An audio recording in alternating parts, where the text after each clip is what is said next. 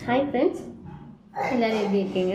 ஆக்சுவலாக இன்றைக்கி வீட்டில் என்னென்னு பார்த்தீங்கன்னா வீட் தோசை வித் ஆனியனோட நான் வந்து சட்னி பண்ணியிருக்கேன் அதுக்கு.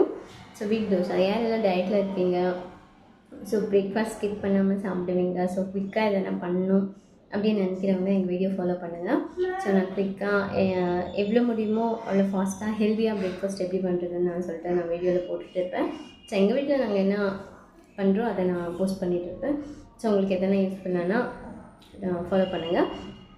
ரொம்பவே நல்லாயிருக்கு வீட் dosa with chutney.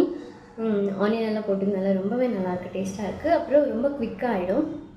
So try பண்ணி பாருங்கள். ஸோ பிரேக்ஃபாஸ்ட் ஸ்கிப் பண்ணாதீங்க. பிரேக்ஃபாஸ்ட் எதானா ஒன்று சாப்பிடுங்க. That's be good for your health. ரொம்பவே சூப்பராக இருக்குது. ஆக்சுவலாக செம்மையாக சாப்பிட்டுட்டு போகலாம். டயட்டில் இருக்கிறவங்க ஃபாலோ பண்ணுங்கள், அவங்களுக்கு ஈஸியாகும். Bye bye, take care.